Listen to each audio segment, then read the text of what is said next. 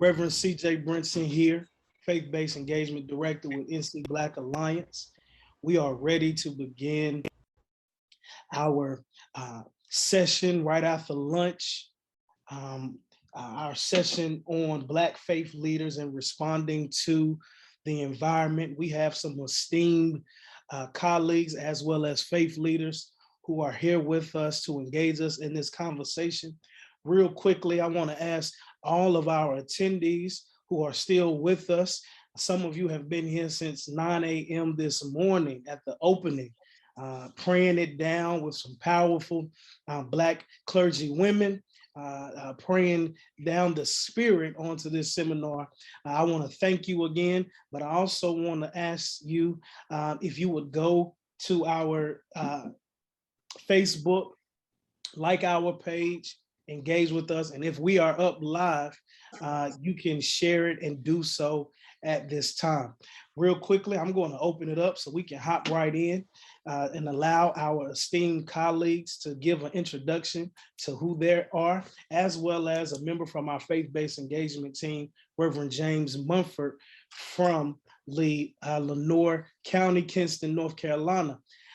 Reverend Mumford, we're going to be gentlemen today and allow these beautiful sisters and colleagues and clergy women of the faith to go first today. Good afternoon. My name is Lamicia Whittington, or as the community knows me as LA. I serve as a campaigns director with the North Carolina Black Alliance. Really honored to serve alongside my colleague, Reverend C.J. Brinson, and the incredible faith team, Reverend Mumford and other incredible folks. I also serve as the Deputy Director for Advanced Carolina, which is our C4 arm, and the co-convener with the North Carolina Black and Brown Policy Network. And as an Afro-Indigenous woman, I am actually considered a Nebiah, which in Hebraic means prophetess, if you want to do direct translation. And so for my community, that is my designation and my role as the legacy of the matriarchs of my family. So it's really good to be here, grounded in my spiritual faith. And thank you, Reverend Brinson, for the extension of an invitation. So I am Rev Dele. I'm an associate minister at Union Chapel, UCC in Burlington, North Carolina, on national assignment. So I am broadcasting from Lenape land in upstate New York, but I will be back home soon. More to it, I am a sixth generation activist minister with roots in Louisiana. My great-great-great-grandfather was a Yoruba priest. He married a Cherokee woman there, and we still have a church and family graveyard in Louisiana. My great-great-grandmother donated 300 acres to Grambling University, and so I have deep and broad roots there.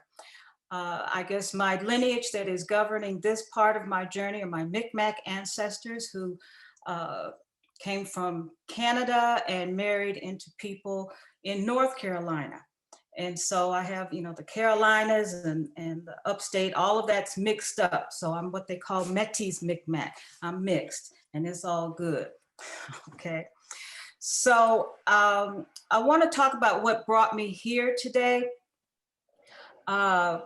My environmental justice work today is rooted in two watershed moments that happened in 2005. I produced an environmental arts camp in Southern Virginia with middle school age boys and noticed their rapid advancement and engagement across all kinds of religious barriers. And I said, oh, wow, working in nature, speeds up the spiritual maturing process. And so at that time, I decided to do all of my work, my ministry in nature. 3 months later, Katrina hit, and my ancestors called me back down to Louisiana and said, do something. And so I did. I opened a healing arts center in New Orleans and was introduced to permaculture design, which basically is indigenous land management, and it's putting things back the way God designed it. Okay, and so that's what God called me to do. I left that place, went to family land in Virginia and began practicing. God called me off of that land. I was minding my own business, raking pine straw in the forest, and the big voice in the sky said, that is not your work. I was not happy with that message. And I expressed how unhappy I was with that message. And do you know what God said? God sent a swarm of ticks that drove me out of the forest. So I stopped arguing with God, asked God, what did you want? And God told me very clearly, I want you to teach the church how to model sustainability. Now, of course, the church was not asking to be taught. The church is still resisting that particular directive. But that's what I have spent 7 years going up and down the Eastern Seaboard trying to discover. Why are we not engaged in taking care of ourselves? Why are we not connected to the earth like we used to be? What's wrong with us? And I found out what's wrong with us. Okay, and I've got a plan. So I will be talking more about environmental justice rather than injustice, but do not make a mistake. I know very well what the injustices are, and I have some very specific solutions to meeting that crisis. That's all. Much for adding such brevity to this conversation. I'm going to ask that we turn it over without further ado and allow Sister LA to present us with our presentation. And then after the presentation, for those that have time, I know LA, you may have some other commitments, but we will engage both myself and Reverend Mumford. And I do a question, Reverend Mumford do a question, or Reverend Mumford, you can start first, do a question, and we just go back and forth and engage each other, and also open it up to the floor for members in the attendees section to engage as well. So LA, you have the floor. Thank you once again, Reverend Dele, for such a beautiful and vibrant analysis around your call to this work. It was so uplifting, and we thank you for that. That's right. It's an honor to be up here with you, Reverend Dele. Really, really. It's so great to meet you. I hate it's in a virtual space, but I'm still blessed nonetheless. You know, I'm loving the shine in your young eyes. I'm just loving it. It means I can pass this torch real soon and sit on the porch rocking my grandbabies. Hey, look, when you said sustainability, I'm like, all right, I done found my sister. Right. As soon as I heard that. Gotcha. Right. And so what I'm going to do is just a little bit of walking us through a presentation, and I want to make sure that you can see my screen, but not all of it at the same time, so you can see the PowerPoint. Can I get confirmation that you all can see that, because I can't see anyone when it's full screen like this? Yes, we can see it. Okay, great.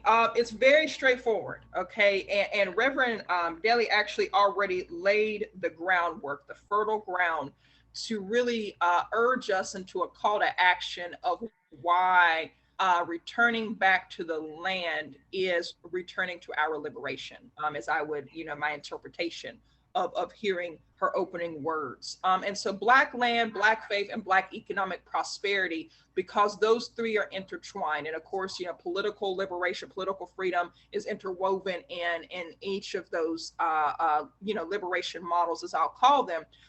But it cannot be void of the church. It cannot be absent of our discussion and how the church has been instrumental historically, and faith in our communities that has allowed for us to remain resilient, that has allowed for us to remain in a state of just being here, alive, survival, to be the some folks say the future ancestors, but in this moment, the generations that are carrying the torch. So some of the models of Black liberation, and I won't be able to go through all of these, today's discussion is about, Black faith in environmental justice, in climate justice, in land sustainability, in creation justice, as Reverend Donna Van Hook informed me of that term the other week. So here are some components: independent Black political power, Black economic power, holistic cultural healing and the land, and record keeping, which that part I won't be able to go through today. But you see, it's very intentional that the land has to be included, if not the baseline, and we'll see that in here in a minute, of building that economic and subsequently political power. It can't be absent of the land. And the land, that's environmental justice, right? That's a component of environmental justice. So when we talk about the holistic cultural healing in our land, and so I'm going to change that term from saying the land to our land. because we have always been stewards, as it was given to us to be from creation. To be good stewards of this land, to be good neighbors, to actually take care of biodiversity, to take care of wildlife. It was the point. Even, if you believe in the creation story, right? Adam was given the charge by the creator to, guess what? Name the animals and, again, be a steward. And so when we talk about what we've always done generationally, we have to know our history. We have to know the power of the church. We have to know the power of Black land ownership to understand why we have been attacked through political theft of our land, right? And what that means on the impact of our liberation, our democracy, our voting rights, our redistricting, fairness on the land, other elements, right? So in the 45 years following the Civil War, freed enslaved people, I like to challenge that word, enslaved, because we were born royal, right? We are the blood of the creator. So we were born royal. We were enslaved. And their descendants accumulated roughly 15 million acres of land. So 45 years after the Civil War, after emancipation, we actually collected 15 million acres of land, most of it in the South. Okay, but we know there were strategic attacks by the U.S. Department of Agriculture, other agencies and systems and individuals that has taken our land. And each year now, Black communities, Black families lose, it is 30,000 acres a year still to this date. But I want us to ground. So what did we do with that land? Again, land justice, environmental justice. What did we do on that land?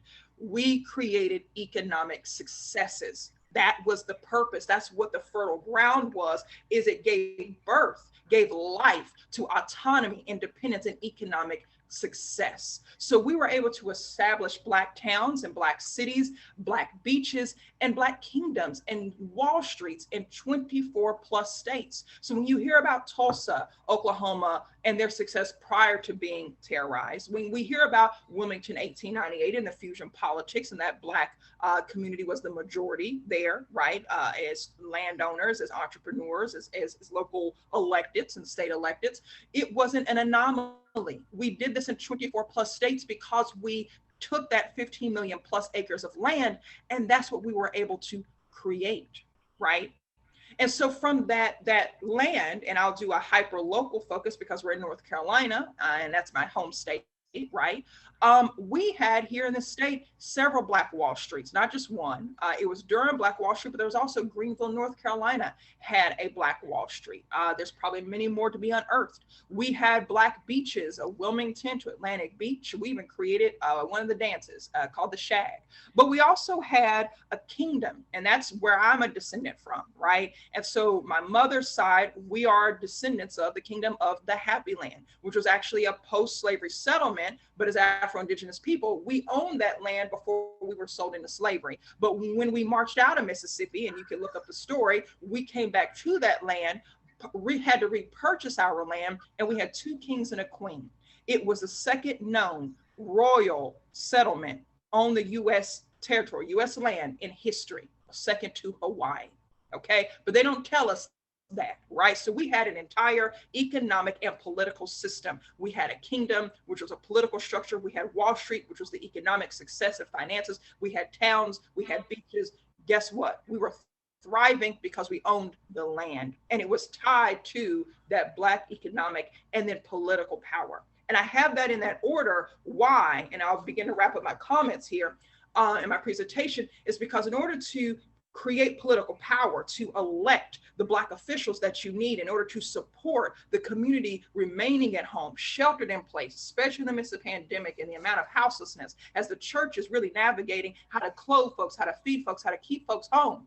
Okay, that political power, guess what, is birthed from the economic power and the sustainability of the structures like the church that is in that community that is then what? On our land. It is 1 + 1 + 1. Right? It builds. And because of that land, we were able to build settlements that had schoolhouses, such as the Historic Method in Raleigh, North Carolina, that had the first U.S. Postal Service, but it also had one of the oldest historical Black churches that is still in existence today in the Historic Method. It's still there, standing.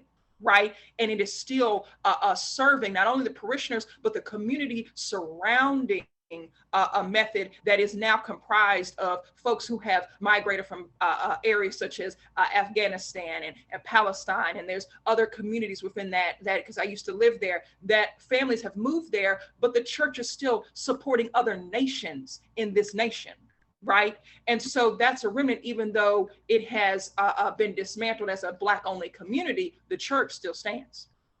Oberlin, again, successful village of middle-class Black community in Raleigh, North Carolina, now known as Cameron Village, right? And it should be named Cameron Village. Cameron it was actually the name of the individual who had enslaved the ancestors of these descendants. But Oberlin was the largest Black settlement. And of course, it institutionalized and was supported by Black, guess what, historic churches that not only edified the spirit, but it made sure that folks were fed and clothed and housed.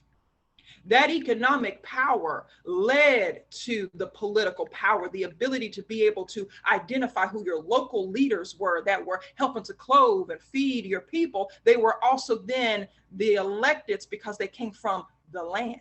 And so after the emancipation during the Reconstruction era, we actually had 187 Black elected officials in North Carolina alone. That was only 25 to 30 years after slavery ended. We already had 187 Black electeds who came from where? The Black towns, that land. And this is where I'm about to wrap up, because this is what I want to leave us with. Sacred faith on sacred land, because our liberation is tied to the land. These are my ancestors. I mentioned the Kingdom of the Happy Land. This is my fourth great grandmother, Lucy, and my fourth great grandfather, Harvey.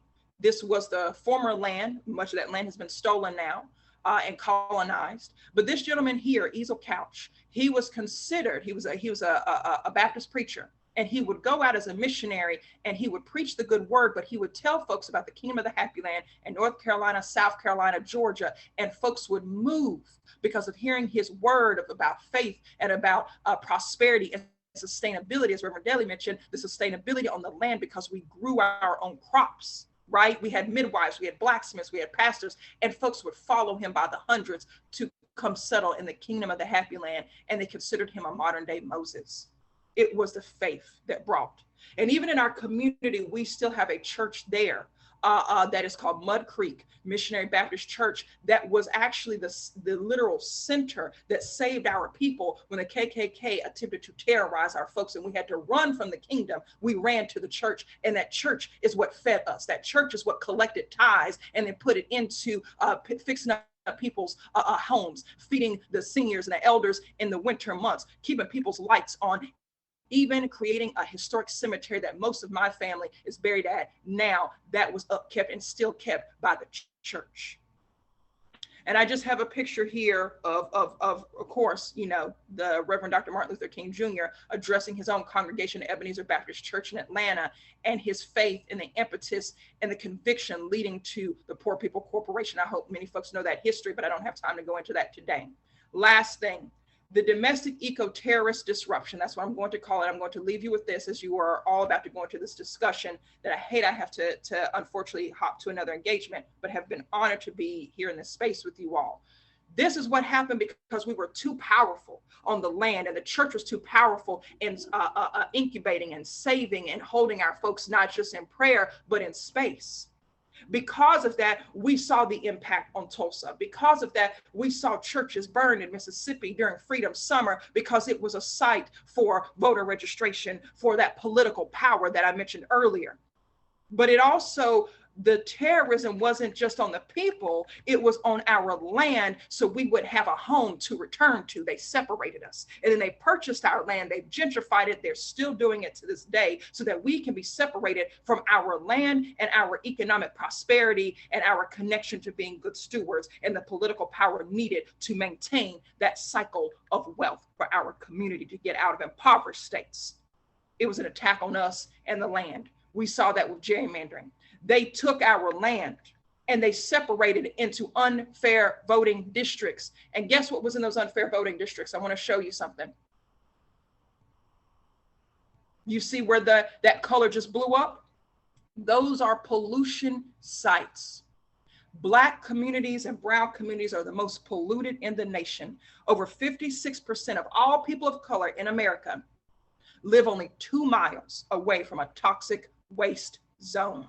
Their communities, our communities, are used as dumping grounds, landfills, trash dumps, but also hog farms. We have the largest number 1 and 2 hog farms in the nation. Some say the world. We have more hogs than people, and it's filth. We have PFAS, which is a chemical that was dumped into the Cape Fear River that is poisoning our people's water and our bodies. It's even making the COVID vaccine not even be as effective as it could be because it's pollution in our bodies that they dumped on our land. And then they created voting districts so that we couldn't outvote the politicians that we knew wasn't representative of our people. It's all intertwined. And so the last thing I'll show you is the impact on the communities surrounding the church because of that eco-terrorism. I'm going to leave you with this. This is just 2 churches, and I just want to elevate a church in the far southeast and a church in the mountains where I'm from. But there's many more that we could share and talk about.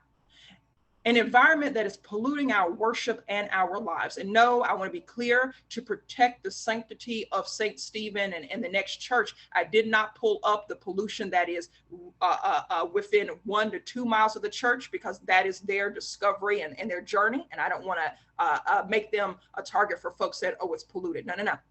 I chose to do a 5-mile radius around the church in the zip code.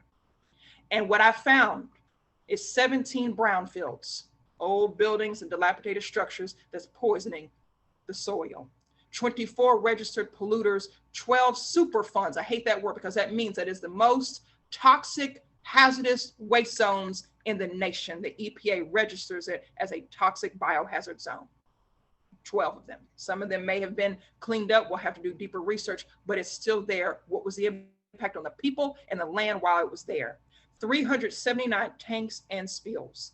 This is what is in proximity that is poisoning our communities, that the church is working overtime to help in the wake of no health insurance coverage for most of our people, in the wake of health exacerbation and COVID-19, other pandemics before a pandemic, because we've been in pandemics. We are also fighting the contamination and the poisoning of our lands. And it is strategic. This is another example in Asheville. Historic, one of the oldest, if not the oldest church in Asheville, North Carolina, that was established for African Americans. Still, not as many pollution sites that are registered, but 8 brownfields, 1 Superfund, and 195 tanks and spills. If you want to look up more, there's a website I use called HOME, HOMEFACTS, facts.com, and you can begin to look up the proximity of your church. But I'll leave you with, liberation is tied to the land, because that ownership, the ability to grow your own food, the church that is housed on the land that you own that can feed and clothe and shelter your people in the storm, that's Black economics. And that Black economic leads to Black political prosperity, which is the liberation that we continue to fight in progress for, but have still yet to achieve. And the church and Black faith is center and has always historically been centered to our liberation. And so again, I thank you for allowing me to be here with you all, and just deep honor and thank you again. Alay. You can't see it, but my eyes are watering. What you just laid out was so spiritually moving. I spoke with Reverend Dele last week, and I talked about how for many Black folk, the fight for the environment is an aloof fight,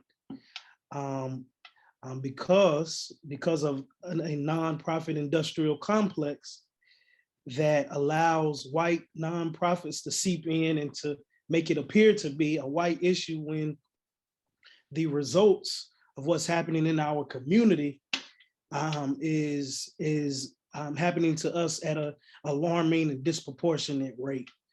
And to put it into that context and allow people to see, you are waking up my prophetic voice around the issue. Reverend Mumford, I'm already thinking of a piece to write. We have to write something about worship in pollution. Wow. I mean, whew. So I'm so thankful for you, and I know that that you just threw a jab, and Reverend Dele is about to bring us home with some hooks. And Reverend Dele will allow you to speak to that, and then we'll get into the questions. And Reverend Mumford, I'll let you give the first question. Thank you, Sister LA, for joining us. Attendees, as folks are talking, if you have questions, please put it in the question and answer section. LA, you was preaching that thing. She was. It was good to me. I was eating it up because we had talked about it, and so I listed the site that everyone who is participating and viewing can go to. LA put me on to homefacts.com. You type in your area, and God knows it's just going to fall. It's going to a spread of just hazards and waste and all kinds of environmental justices in your local communities. Reverend Dele, you have the floor. Okay, I just want to respond. I'm so thankful to be in this place. I'm so thankful for people who are spiritually connected and understand the core of our problem and the core of our solution, which is the land. And she talked about the economic impact of being related to the land. But I want to remind us, particularly in this day and age, that our emotional and our mental health is also connected to the land. You can read Bell Hooks talks about her theory is that the reason we were able to move through slavery with the success that we did move through slavery is because we had that physical relationship with the land intact. And she said, when we moved to cities and we moved to those concrete jungles, we forgot that that God was bigger than our problem. As long as we were on the land, we saw nature could knock master down. Nature could take him out. There were things that were greater than master. But when we moved into the human-built environment, we didn't see that playing out anymore. And we began to believe that master was, as great as master pretended to be. And so I think that emotional and mental health, that's critical. We were created as a blueprint, as a mirror image of nature. Our lungs mirror the trees. Even our brain cells mirror the sapling of a tree, okay? Everything that we need comes from nature, and what we expel, our waste, goes to nature for transformation, okay? And so we need to regain that understanding and that practice even before we move into anything else. And I wrote a Bible study when I first began this work, and it's called Breath of Life. Okay, because just like in Exodus, when the plagues came, that one of the plagues that they came created boils and cancers in the people. It's when they threw the coal up in the air. Okay, so even back then, too much coal in the air was deadly. Okay, and so that's what we need to keep the coal in the ground and keep it out of the air. So anyway, Breath of Life was written. You can get it on Amazon, and I use it. It's an intergenerational piece. There's music videos, there's breath work, there's community exercises, there's the ecology, okay, because I'm a permaculturist, so I understand the sacred science as well as the biblical text, and I bring it all together. So spiritual engagement is our first step in moving forward with this environmental justice concern. And I'll give it back to Reverend Mumford and let him take us through our questions. All right. Well, again, I'm just trying to be fair. I have a whole lot to say, but I'm trying to be fair. Absolutely. No problem. Reverend Dele, I seem like I remember you from a Samuel Dewitt Proctor conference or either Yes. somewhere you was teaching. I was in one of your classes. Yes, you were. I think, and I think that was like the beginning of me even being interested in environmental justice. Just knowing about it as clergy and how it impacts your community. And so the first question I'm going to ask is, please share with us what for clergy and leaders that are on that may not know the terms or know about it enough. Please share with us what global warming and climate change is, and for we clergy advocates, how does this impact everyday life, especially for those in poor, underserved communities? Okay, well, I'm going to take it back to the word to begin with. Okay, because when God created the earth, remember he said there was a mist over the earth, right? That was a part of the creation. Okay, that mist is the jet stream. So there's this pattern of mist that goes around the globe to keep it clean. Okay, that's how the earth stays clean.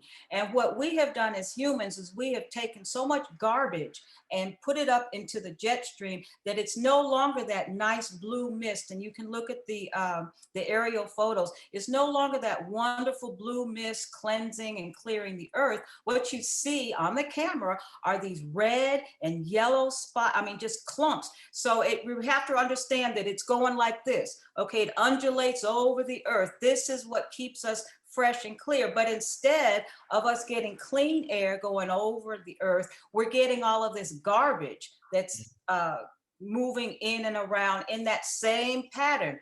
And so then what happens is that we have extreme weather events. Okay, we have droughts and we have floods right next to each other. And what we don't know in this country is that every time we hear about, one landslide or one flood, all around the globe, there are at least 10 to 12 countries experiencing this same extreme weather at the same time. And we don't hear that because they don't want us to be scared. Okay, but this is what climate change is: extreme weather that is erratic. Because instead of it being this nice flow, it's all like this. Okay, so what does that do?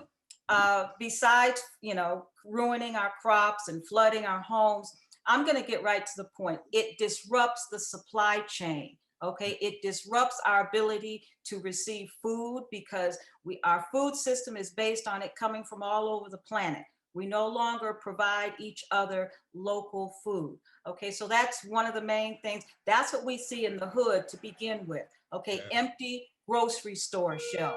What's that all about? Just because there was a flood in India, just because they blew up something in Russia, we can't eat. Okay, that's what it means. All right, so climate change impacts all of our ability to receive the goods and services that we have now. And I'm going to keep everything like real simple. Okay. And so and so what was the other question that was connected to that? And how does this impact everyday life for people in underserved communities, particularly poor Black and Brown communities? Okay, it also with the extreme weather changes, because say in our urban areas where we have concrete jungles, that means that we do not have plant life. We don't have trees that cleanse the air and keep it pure for us. And so that means that our air is worse to breathe. Okay, it means we don't even have as much air as rural areas or any place where there's plant life and a tree canopy, because that's where God created us to live, was in a forest garden. God created us to live in a place where there's trees and food and medicines growing together, not in monoculture rows. Nature does not grow anything in a straight row. Okay, the planet is curved, everything is round. And so those are things that principles we need to recall when we are restoring the environments that we live in. So we don't breathe as well. Our water is, because the soil is bad, it makes the water bad. Okay. And so if you want to clean the water, you want to clean the air, you need to clean the soil. You need to put the soil back the way God designed it. Soil is a community of beings. Okay, dirt is what you sweep off the porch, but soil is living. Okay, there's lots of creatures that need to live together in order for there to be soil. And in terms of our biggest ally in the soil is the mycelium. Mycelium, what's that? That's a fancy word for mushrooms. Okay, God knew we were going to mess this place up. And so he created mushrooms. And mushrooms, that's when you go in the forest and you see those little white threads and little orange threads, that's the mushrooms before they fruit. And that's the communication network that goes through all the forest to let the plants know humans have messed things up. We need to go help them. Okay, so there's all kinds of mushrooms that were created that can actually transmute oil. What does transmute mean? That's another big word. That means it changes it from oil to a whole nother substance. It's no longer even in the oil family. Okay, so why am I saying that? Because while we are fighting in court to get them to stop doing the stupid things that they're doing in our neighborhoods, there are some biological things we can do to change our environments right now. Okay, we can put up biohedges. There are plants that take toxins out of the soil. There are plants that take toxins out of the air. We can surround our homes and our schools with these plants, you know, and there's a special way you got to do it, but the technology exists. The information exists. We perish for lack of knowledge. This knowledge is not circulating in our communities. And that's part of what my goal is to transfer the knowledge to young adults. Okay, people who have open minds and strong backs, because that's what it's going to take. And that's kind of the missing piece in many of our institutions, are those young adults. Why? Because we've left nature. Young adults like nature. They like nature-based spirituality. And for some reason, we've demonized it in the church, okay? So we've got to upgrade our language in the church, going back to the beginning, you know, with Lady Wisdom and God hanging out, creating the earth. It was a very sensuous kind. Look in Proverbs 8, okay? Hey, God and Mother Earth were hanging out and really getting it on. All right, just read it. Okay, I'm not making this up. It's in the Word, and we don't preach that part of the Word. And so that's why we're disconnected, and it's hard. And because of our trauma with slavery, I don't want to be in the land. I ain't no slave. I don't want to pick no cotton.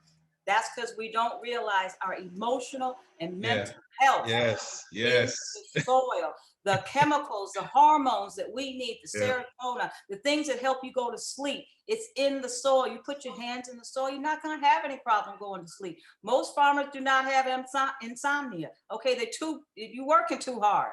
All right. So again, you know, not only the economic well-being, but also our emotional and mental well-being is in the soil. And I just keep raising that issue because I'm out there with the young adults. They're not connected to the soil, and they are like really raw. Okay, they're, you know, there's a lot of anger and frustration, and we haven't been able to really maintain our well-being. And so, but that doesn't have to be. It's very easily and quickly fixed. I do want to add something. They said, what is it that makes this problem worse? Okay, not only the fossil fuel burning, but what makes it worse? Anytime you smother Mother Earth, you are making the problem worse. What do I mean by that? Concrete, asphalt, lawns, okay? Lawns are almost an impermeable surface. What does that mean? It means the water doesn't go through very deep, okay? So wherever we have lawns, we're gonna have some issues. Lawns come to us from England, okay? So they're part of being colonized. So Soil and Souls is getting ready to do a campaign, decolonize your lawn, okay? We want you to put your native plants back. We want you to put your lawn back the way God designed it. When you put it back the way God designed it, guess what? You don't have to take care of it. The forest does not have to be watered or fertilized. You can grow your food in an environment that does not require irrigation. You can grow your food in an environment that does not require chemical fertilizers. There are certain plants that are meant to grow with each other that take nitrogen out of the air, put it in the soil. They take the phosphate from down and they bring it up to the top. So God's got things going up like this all the time. Okay, the plant's just doing it. Bump, bump, bump. Okay, so that's what we need to do. We need to create that party back in the soil. Okay, and we need to have a party doing it. We need block parties, putting our lawns, decolonizing our lawns. And what I've been asking people to do is for churches to covenant with one another in the same geographic area, come together and do this as a group. You cannot do it by yourself. Okay, I've been with too many groups that have tried, you know, we're a big church. You cannot do it by yourself because in your church, you know, you only got a handful of members that are actually doing all the work. They're doing all they can do. They cannot take on this extra duty. Okay, nature requires joyful encounter. That means we need the musicians. We need you out there, you know, just jamming. It's got to be fun. Okay, have you seen the pictures of the Africans tilling their soil to the drum beat? It's not even work. Boom, boom, boom, boom, boom. Okay, we need to get back to some of that dynamic, and I think that's very important. Absolutely. You covered the first two, almost three questions. Because, number two is about fossil fuel burning and other things that we do as human beings or in terms of human activity that contribute to our changing climate. And so you address that through concrete, asphalt, making sure the ground breathes, all of those things we can do at home and in our churches where we do provide care for church land, maybe more plants and vegetation there to help with oxygen levels or whatever. So absolutely, thank you, CJ. Thank you, Reverend Mumford. You're doing an awesome job moderating, my She brother. talking my language, bro. I'm telling you. God, Listen, y'all don't woke up Reverend Mumford. We didn't know what we had, but we got it now. So we really happy. Listen, we're gonna go to number 4 then. Within the nonprofit industrial complex, the issue of environmentalism is in many cases led by those who are not Black or brown, even though the outcomes for Black and brown communities are equally or far more serious. How have you tried to combat this reality within your work? Okay, I've done what Fannie Lou Hamer has done and what we have always done when we need to get out of trouble, form cooperative businesses, okay? Just to give you historical perspective, Fannie Lou Hamer was the one who started the pig bank. And what she did is she gave people a pregnant pig, you took it home, and you raised up the little piglets. And when your piglets were grown up, you paid back your pig loan by taking some pigs back to the bank. Okay, this is just one example. What I've done in my work in Soil and Souls is we have created a worker-owned cooperative. The first business that we're doing is a native and medicinal plant nursery, so that our young people, and this is for people ages 18 to 35, so that our young people know how can we put the ecosystem back the way God designed it, okay? As our communities do this, they're gonna need to buy plants. We are gonna have the plants you need. And our young people are going to be the ones working to make that happen. Okay, so that's how we have to get back to fee for service. We have got to come out of the charity model. We have got to, when you have, and we've got to come out of the hobby, what I call hobby gardening and hobby farming, okay? Food banks are fine, okay? But when you have, and community gardens are fine, but you need to create an economic component within that. And that means that when you're growing those tomatoes and onions and peppers, have the young people create a business and put those tomatoes, onions, and peppers together to make some salsa, make some chow chow, make a product they can sell so that they learn how does the food system actually work with them as a producer, not with them as a consumer. Okay, they can make their own hot sauce. They can make whatever it is they like, they can make it. They can make their own sunflower seed product. They love those sunflower seeds. That's a very, quick crop. So that's the strategy is to, rather than following a nonprofit, and you may have a nonprofit to the side because that's how you get startup capital, okay? But don't stay there, okay? Make sure you create a fee for service product. Make sure you get into the system as a producer. That's how I go around it. So there's nothing wrong with churches, clergy, members creating that economic plan or business structure that you said, where if you're going to do a community garden or participate in one in the local community, make sure that the kids are part of it where they can actually grow things, but not only grow things, but make preserves and jams and different things and then sell it. And that way they have, they'll understand more about they'll have a better investment in it and they'll be willing to learn more. So, for churches, in any area. Great, thank you. Number 5, well, I got a question. How important is it for clergy serving in poor Black and brown communities to get involved in environmental justice, helping to ensure fair treatment of the community in which they serve? So I guess what can clergy and members of congregational members do to make sure that they are treated fair, that their loved ones, those in those communities that they serve, are treated fair in this process. Again, I'm going to go back to, family that prays together, stays together. I think what I would like to see are churches coming together and creating those collective organizations so that when information comes down the pike about what's not fair, that you have not only a political solution, but you have an ecological solution, okay?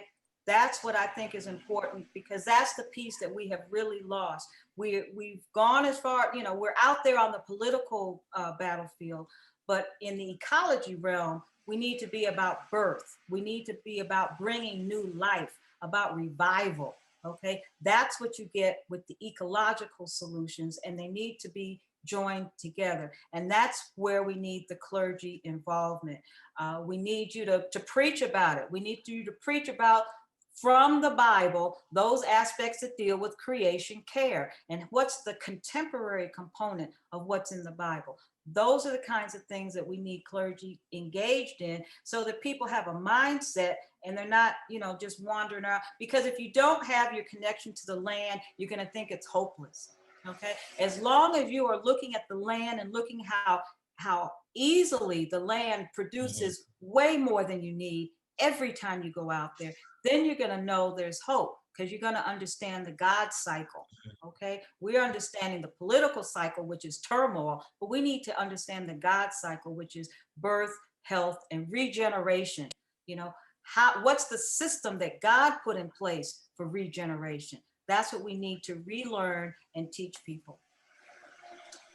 Real quick, you said creation care. Can you share really quick a little bit more about that? Because that's I'm looking up, and when I research, I'm hearing a lot about creation care, and I want to make sure that as Black and Brown community, that in trying to go towards that creation care, because I feel it's more palatable for some people to say creation care than that word justice, particularly those outside of our community. So how important is it for churches to do creation care? Should we follow that model and use that type of language? Because that language, to me, sometimes is hard to use, creation care. Creation care. Well, I will say, I just say, when we're talking about the land, okay, and our relationship with the land, that's the way Black folks understand it. And what I like to do is talk about, well, let's go back and live on the land the way God designed it. So I talk about God's original design in working with the land. How did God mean for us to be in harmony with nature and in harmony with ourselves? And so I think that's an important part of that. When I was in Southern Virginia and going into communities that were not real friendly, I did not use that justice word, okay? I use creation care because it's in the scriptures, okay? So, and that's our, it's not only our mandate, but it's really our lifeline, okay? Because when you're not connected to nature, and we are nature, our bodies are made of soil. Okay, God breathes through us. The Holy Spirit lives within us. So if you're not conscious of the elements and how God created them to work in you and through you, then you're really not even understanding the word of God, okay? Because there's a consciousness. Logos also in the Greek also means consciousness. It doesn't just mean the verbal word that you write down. It means there's an intelligence, there's movement, and there's force with it. And so that's the consciousness, the Logos consciousness is what we need to revive within our people. I just, whatever word you want to use, in 5 years, they may come up with another word. I don't care what word you use. Get your hands in some soil, okay? Produce some food. Learn how to take care of yourself. Do you know that every church could be a water tower? There's no reason why Flint, Michigan is still having a water problem. We can collect the rainwater. We can purify it. We can use it. I don't get it. I wish I knew what was there was something very unnatural keeping them from solving their problem. Okay, we don't have to go there.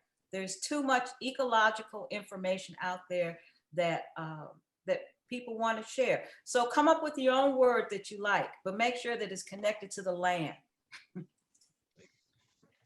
Reverend Dele, that's good. Our time is cutting close, but I'm gonna open up the floor real quick. Does anyone have any questions?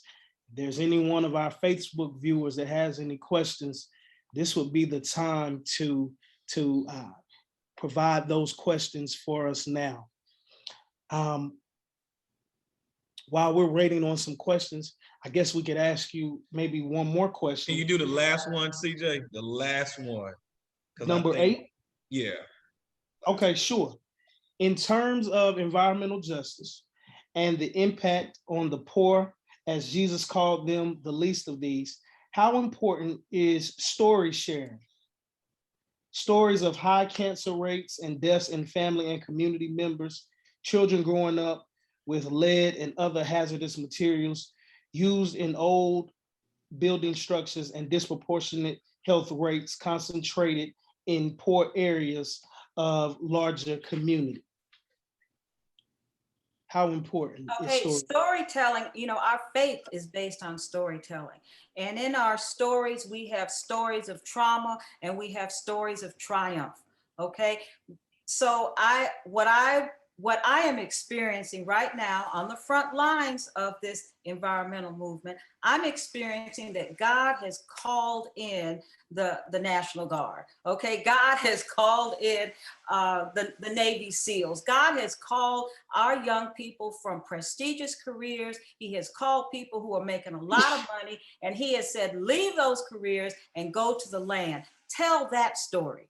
Okay, go around. You're right there. The brother in Eastern North Carolina, last name is Brown. Okay, left $35 million contract, walked away from it because God told him to be a farmer. He didn't know jack diddly about being no farmer. He learned it on YouTube.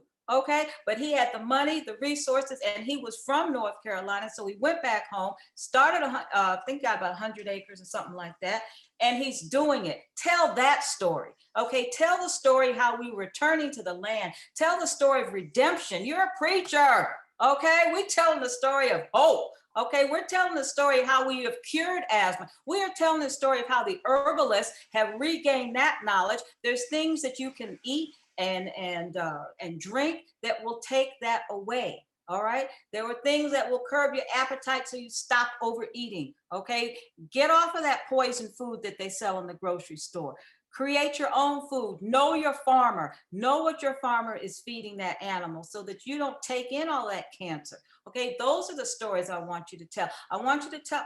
Those young people are eating it up, 20 and 30 years old. They are out there. They are hungry for spiritual nourishment, and they're waiting for us in the church, us old folks, to get over all of this medieval language and learn how to talk about God in contemporary ways so they can come back and feel safe. They feel safe in a nature-based environment. So churches, get with the program. Okay, that's the story I want you to tell. I have lots of those kinds of stories. All that death and mayhem and destruction, that's not going to take me anywhere but to die.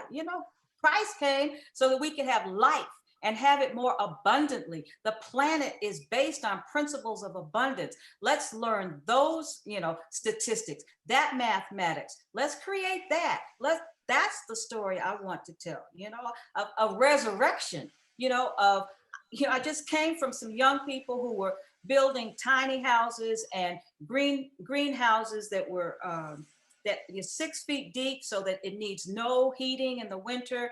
And they've got root cellars. They're learning. The young people are doing it. Remember, I told you, open minds, strong backs. Okay, they need to go together. Tell those stories. So I'm sorry if I disrupted your question. No, absolutely. I just want folk talking about it. So whatever story they tell it, let's just start talking about it and get active. And like you said, care about the ecology of it, not only the political side. And as I stated earlier to LA, my prophetic edge around this issue and prophetic curiosity has been really awakened, and you have only assisted in that even more, because the stuff you all are laying out is just so profound. You know, when you're talking about the churches, you know, putting water towers on the church to be able to provide purified water in the community. That's progressive. Man. That's It's progressive.